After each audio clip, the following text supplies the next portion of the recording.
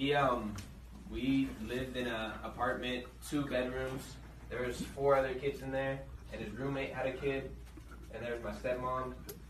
We used to sleep on the floor of his bedroom. It was very sad, but he worked very hard. It's